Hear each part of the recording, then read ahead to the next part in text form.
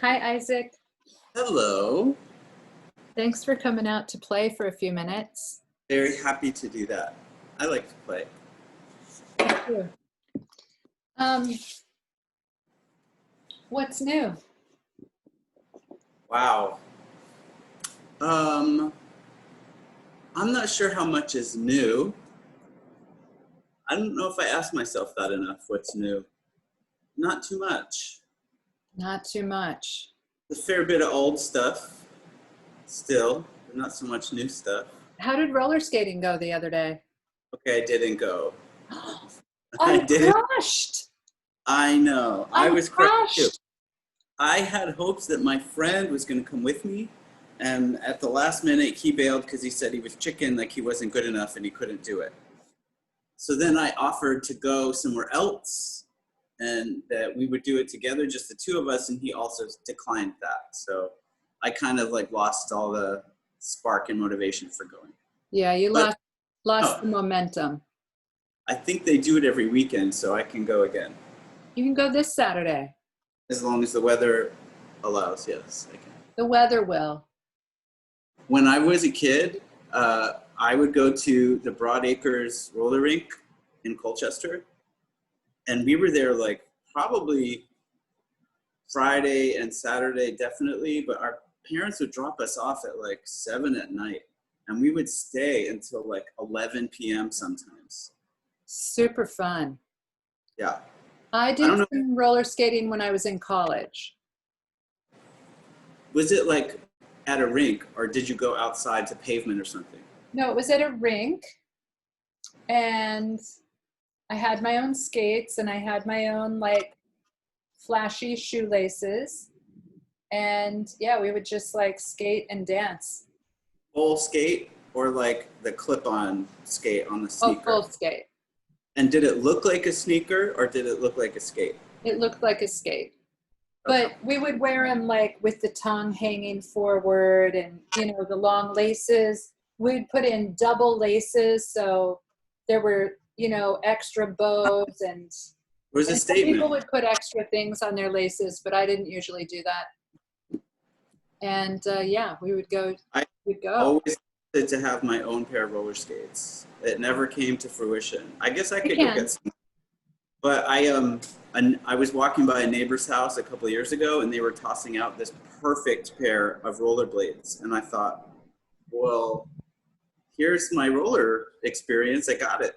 And then I put them on. And if you look way back in the history of my Instagram, like a few years ago, you can see video of me on the West Side Highway just going for a skate.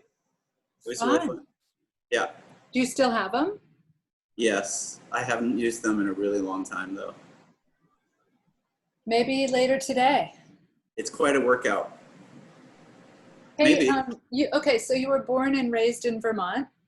That's right. I grew up in Colchester. I was born in Burlington. On a chilly January evening, it was a Thursday. At 2:20 in the morning, I emerged. Nice. Thanks, Mom. Capricorn, rising Scorpio, and then Perfect.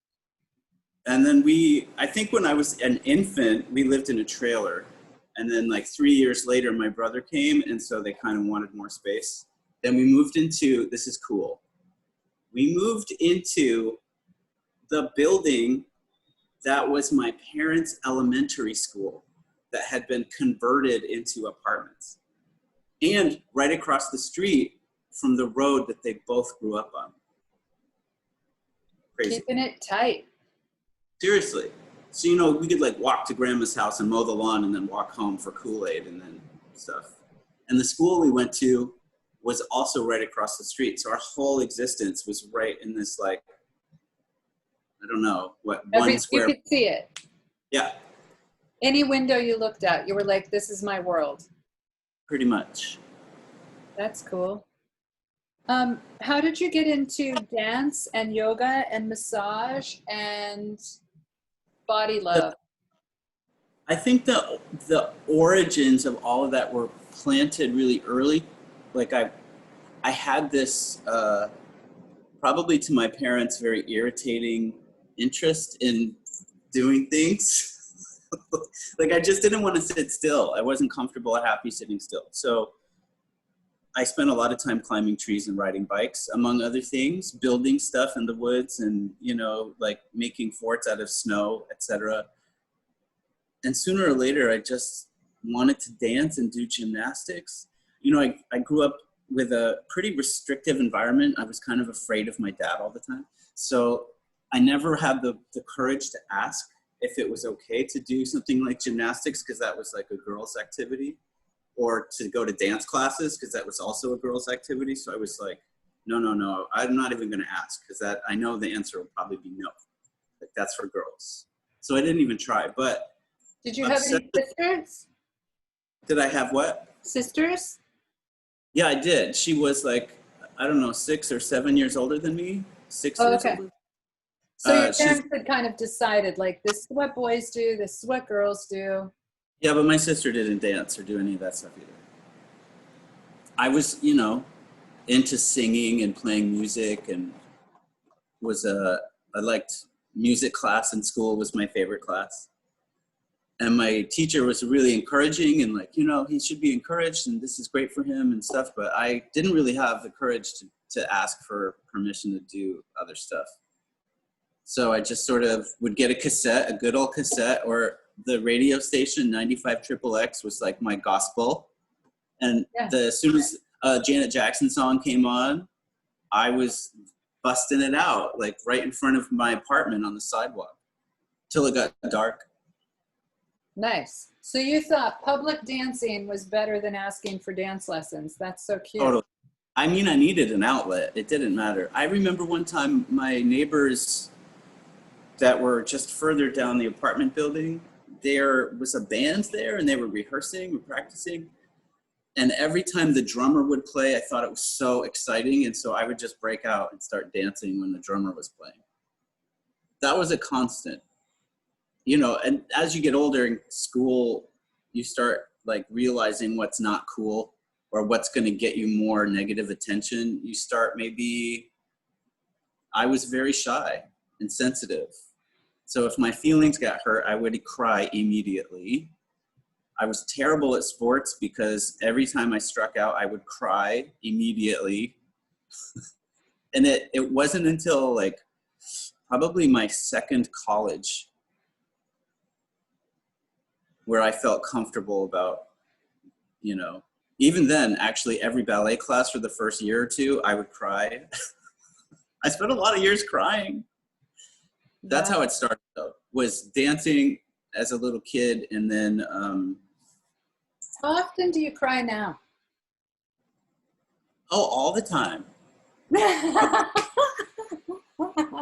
mean, but it's not the same kind. Right.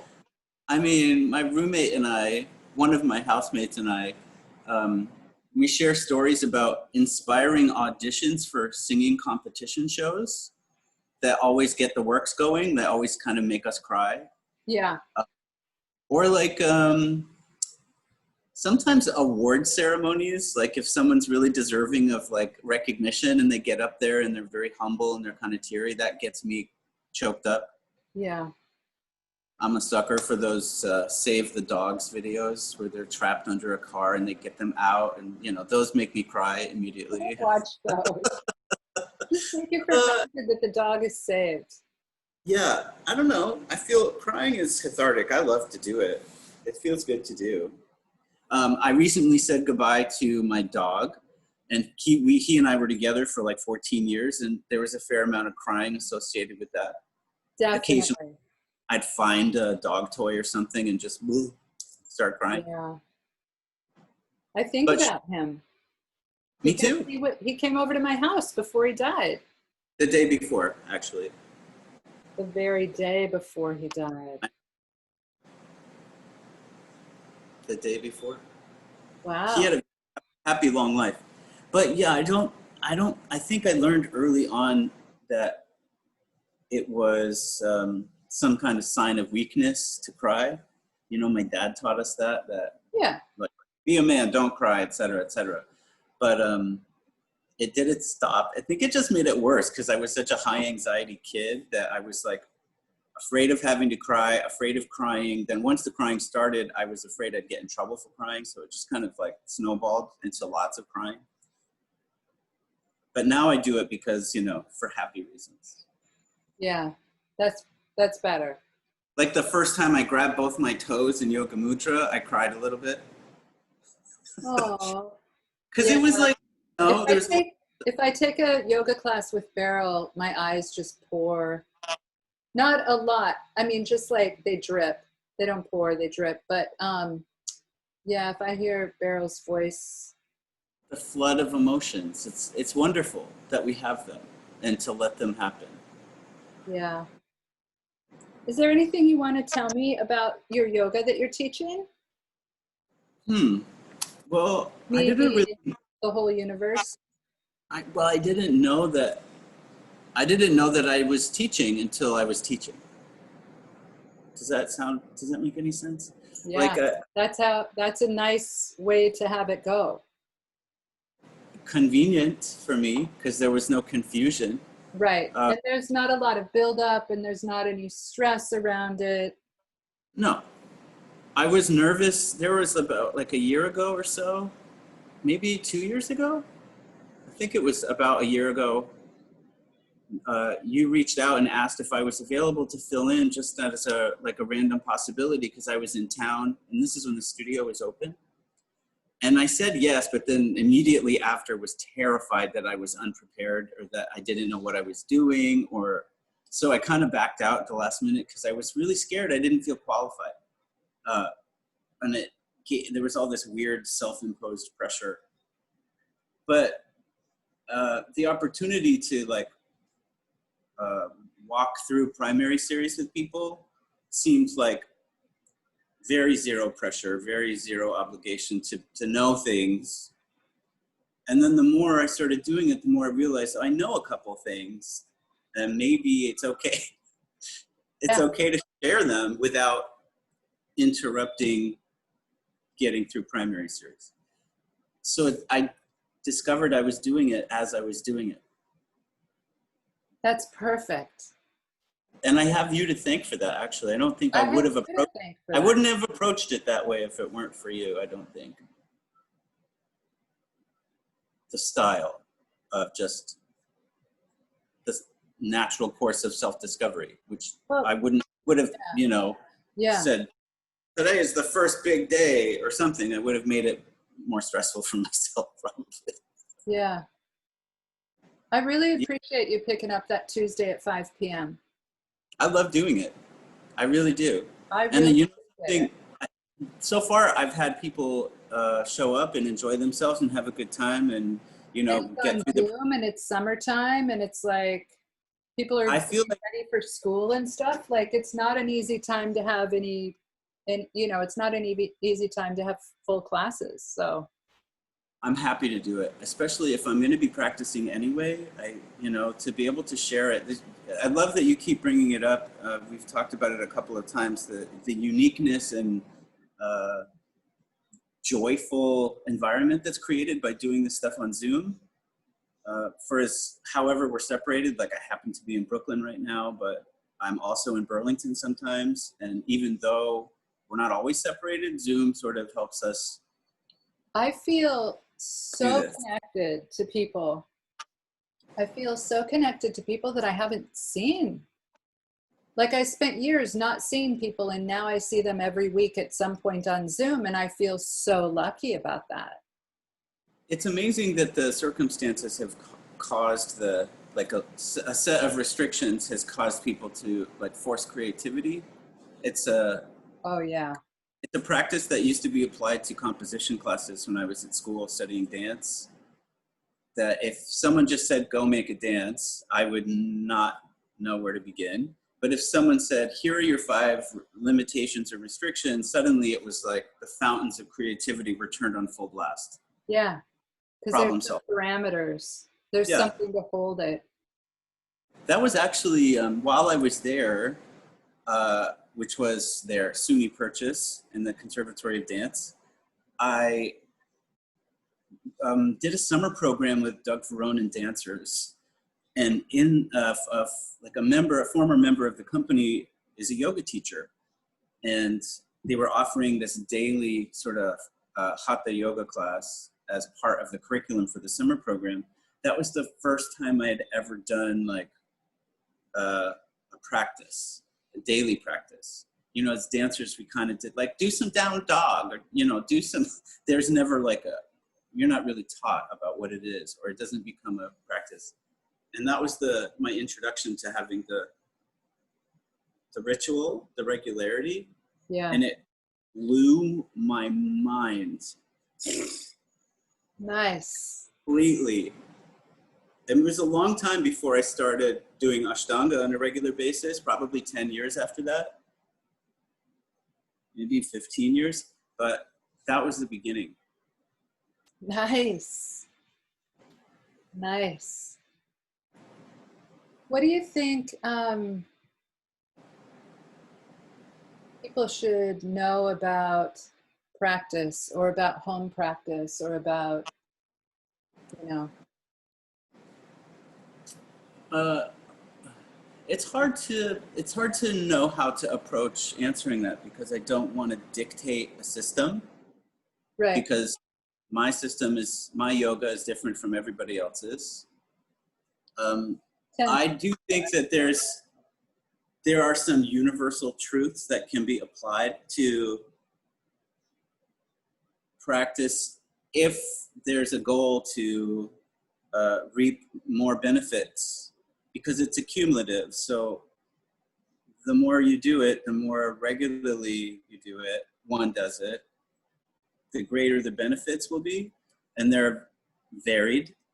I mean, maybe you cry the same amount, but it's more like happy crying. Like that, the benefits are varied. Maybe you become more flexible or stronger, or maybe you hurt your knee and you have to slow down a lot. You know what was a benefit when I first started practicing Ashtanga? Because I had practiced for years and I thought that I had a very regular and strong practice. And then I found Ashtanga and I was like, oh, please take care of me. Just let me learn this because it will take care of me. And my peripheral vision increased. I didn't even know it could increase, like my awareness of my periphery. Mm-hmm. Anyway, yeah, you never know what the benefits are going to be, really. No, and I think that's, you know, we're all our own personal special recipe, and in that we're all that different. That's part of kind of what makes us all the same. I mean, I remember thinking I was kind of hot shit. You know, like I was a dancer, I could touch my toes, I could put my hands flat on the floor. That was no big deal, et cetera, et cetera. And then the more I started doing actual studying of Ashtanga, of asana specifically, the more I was like, oh, okay, I need to have a real conversation with my ego about what this is and why I'm doing it. So I don't remember what motivated me, but I started using a block for every seated posture. I started really concentrating on drishti. Somehow, for me, it was like this trigger into the practice, because frankly, my eyeballs are like this. It means my mind's like that. So it really helped me focus. But suddenly, I didn't care so much about the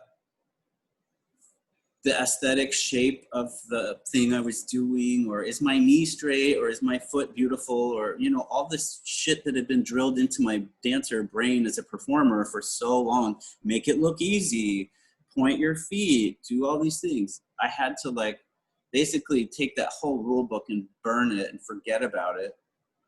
And like, that was hard, because it wasn't easy for me to learn that rule book in the first place. That was a challenge. Right. Right. You can still use that rule book for dance and maybe for role skating. Oh, I use it for all kinds of things. Instagram pictures, for people, you know. But yeah, it changed the practice for me. So that's the one thing that I would like share about practice, is that it's less what it looks like to a passerby, and more like what the internal experience can be. the Nice. value system, it completely changed for me. Like, how flexible are you? Who cares? How flexible is your brain? How about that? Right, right. You It know, took a all of minute. this idea around neuroplasticity that's popular right Yes. now, and brain exercises and all of those things. I feel like every time we do a pranayama exercise or mudras or a posture, we're making these energetic patterns, and my brain can get used to them and my body can get used to them. And then there's always more available. So there's always the opportunity to think in a new way because I've put my body in a new position, or I've used a And, different drishti, and it changes the feeling of the whole thing. Mind, body, breath, like, you know, the whole thing kind of changes just because I move my drishti, or just because, I don't know, there's just so much change in there. this is another It's enjoyable. attribute. Another attribute of how I practice Ashtanga is, which is directly because of you, is allowing myself the space to do those things and not be so militarily married to a poster of postures and like, well, I have to do that, or I have to do this. Specifically, I remember thinking about this when starting to introduce postures from intermediate series, like, when do I know if I'm ready, and what should I do? I even asked David Swenson that at the workshop in the summertime, and he was like, just try, just go for it, just try some, instead of worrying about if it was the right time, or if there was a Yeah. rule I was taking, or giving myself the flexibility to explore and Yeah. play, Yeah, which yeah, to play. You know what, just to come back now. up and also to link in that idea of play. Um, a long time ago, when I was young and younger than most of my students, which is no longer the case. Anyway, I was young and I was flexible and I was strong and I was on fire about Ashtanga. I was so happy. And every once in a while, like once every 3 or 4 months, someone would say, instead of saying, you know, nice or not commenting or making a joke, like they would say, show off. And when someone would be like, show off, instead of saying nice handstand, they'd be like, show off. It cued me into two things. It cued me into that their yoga practice was not the same thing I was doing, because all I was doing was playing. And I was playing within certain rules, you know, like if you're going to play baseball, like use a baseball, like there's certain rules. I was playing within certain rules, but I was pretty much just showing up and playing. And when someone would say show off, I would think, oh man, now I really have my work cut out for me, because they don't know what I'm doing. They don't know that I'm just goofing off. And to me, whatever I'm doing is totally fun. And the reason I had my work cut out for me is because I figured they weren't being as playful with themselves during their yoga practice. So then I would, like, you know, take Right. them under my wing and be like, hey, look, let's all eat a bite of chocolate before we start practice. Or, you know, Okay. like, the more That, random I can be, the more I can trick them can we into put that having a good time. Go ahead. can we put that in the list of things to do when we can have class in person again? Is eat a little chocolate? Eat chocolate? Yeah. You know, I think I've been eating chocolate since I was about 2, maybe before. I don't know. So I think, yeah, we can eat chocolate. I would love that. Yeah, I'm having the freedom to be playful and exploratory and less, which isn't, I don't think of it as diminishing the practice. It doesn't diminish my practice. There was a time when I was a serious dance student and I was a serious yoga practicer, and like anything outside of my tiny little eco bubble, including noises or smells or traffic or talking or music, or I would scoff at those things like, ugh, they're not being serious. Instead of just doing my practice and enjoying what I was doing, I was very focused on all the outside stimuli. And there maybe was about a year where I kind of was injured, so my practice had to change dramatically, and my shyness, or maybe like I had started attaching a lot of value to whether or not I could achieve certain asanas, so I wanted to do it in private because I was embarrassed. And the more I did that, the quieter my practice got, Yeah. the less I cared about the outside stimulus. And that's what I'm talking about when I say the repetition and the flexibility for it to always be different. Especially as I'm at this chunk of where asana exists in my timeline on the planet. I'm trying not to say my age, but I'm just, at my age, I'm noticing more and more every day. The differences between where my knee feels good and my knee doesn't feel good are becoming, it's a smaller window of opportunity. Yeah. So I'm starting to reconcile how my practice can still be valuable and be flexible, allow myself to be flexible with it. Doing it every day helps, for sure. Yeah.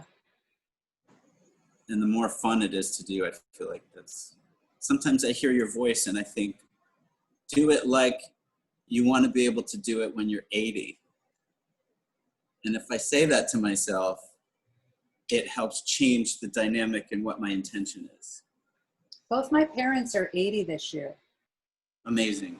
And they're driving to Wyoming today to go camp out in the middle of nowhere and go hunting. And my dad doesn't even have a tag. My mom doesn't have a tag either this year. And they're just going so my dad can be the packer. He's 80 and he's showing up to his friend's hunting camp to pack. That's cool. It's so crazy. But he's maintained, you know, the whole hunting, hiking, passion, equipment, stamina, you know. Super. How much do you think the environment you're surrounded by when you walk out your door has an impact on wanting to engage with nature, the outside world that way?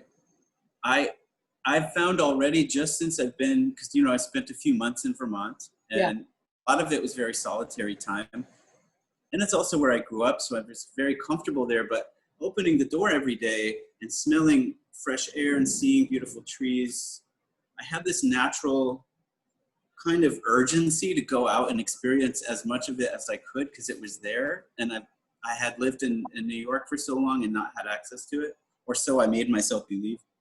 But my brain has these weird shutters on it. The second I get back here, I'm like, oh yeah, there are parks, there are places, there are things. It's just that I don't see them in the immediate environment, so it's so easy to forget they're there.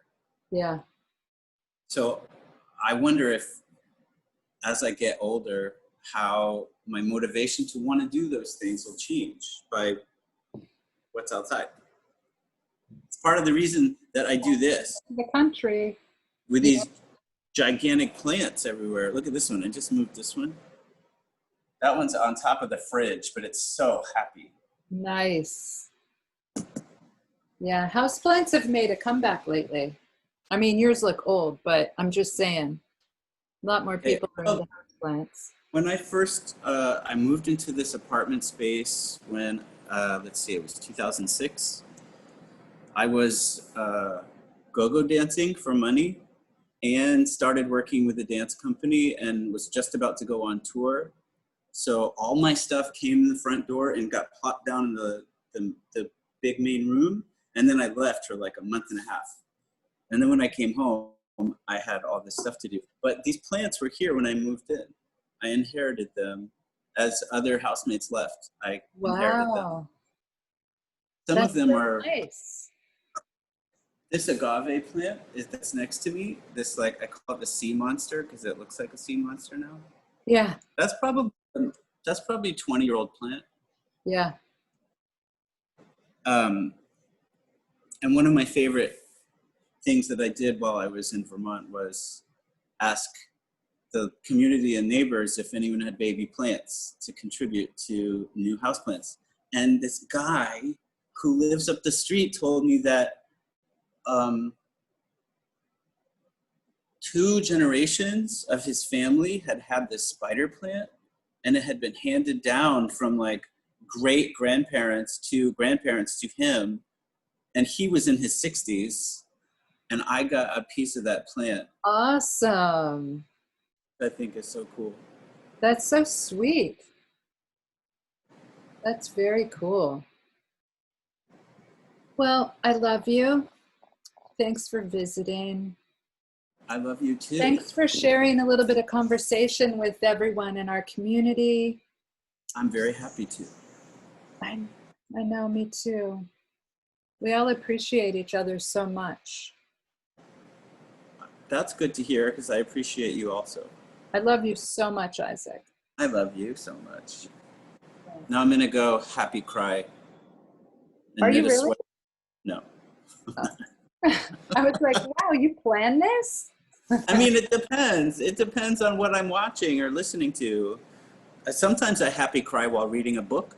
Have you ever done that before? Yeah, one time though, I was reading a book and I was sad crying and I was like sobbing, and my landlord knocked on the door and I answered the door and I was a wreck. And I'm like, I'm sorry, I just finished a book.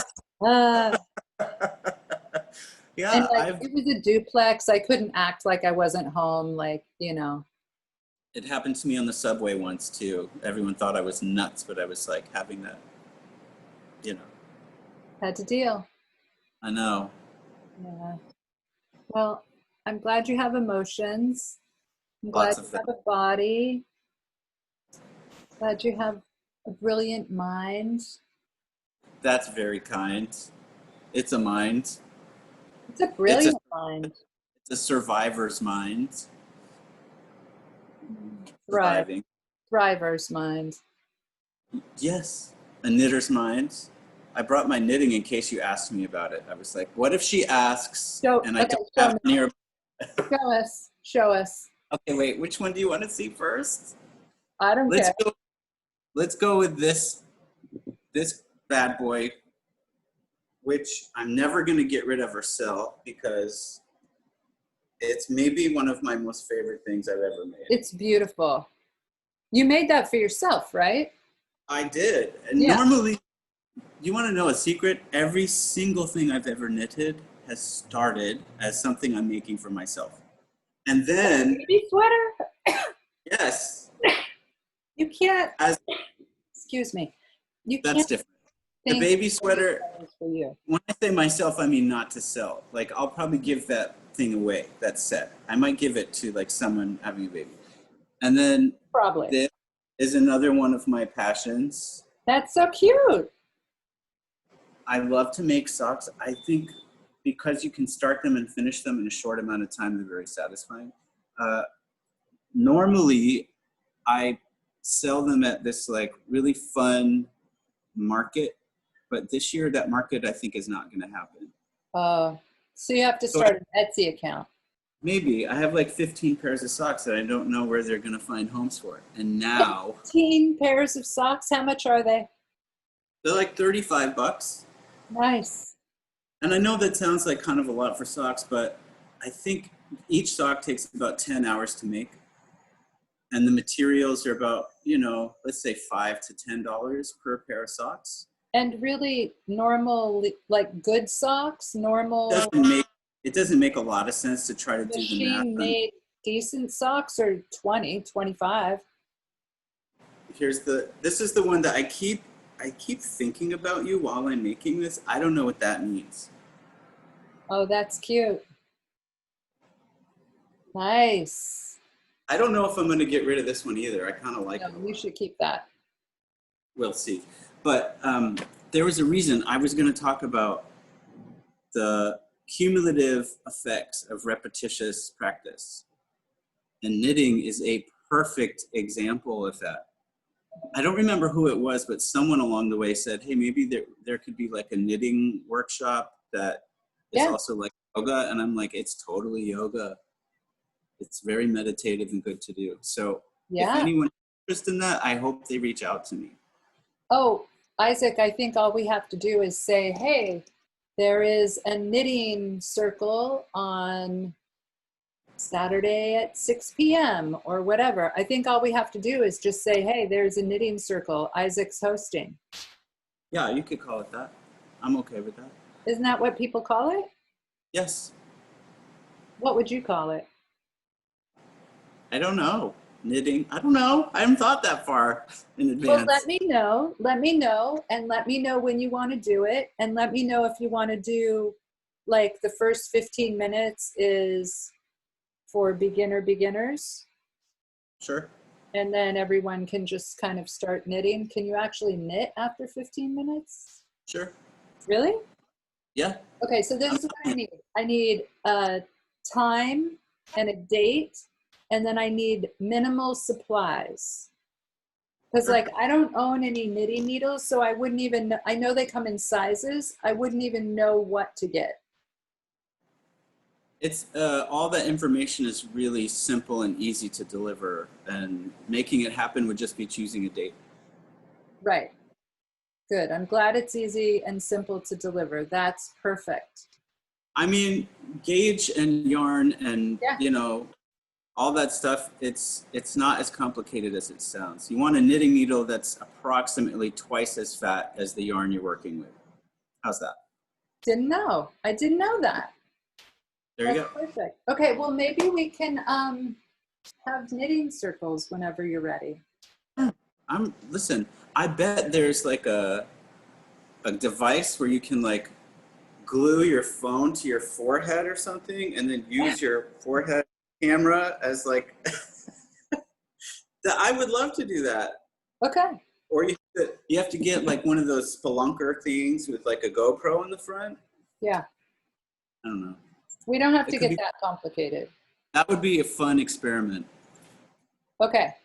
You work on it and let me know when you're ready and we'll join you. Okay. Awesome. And until then, we'll find you Tuesdays at 5 p.m. That's correct. You will. I'll be there. Rain or shine. Thank you. Thank you. Isaac. I love you. Thank you so much. Bye. Bye-bye.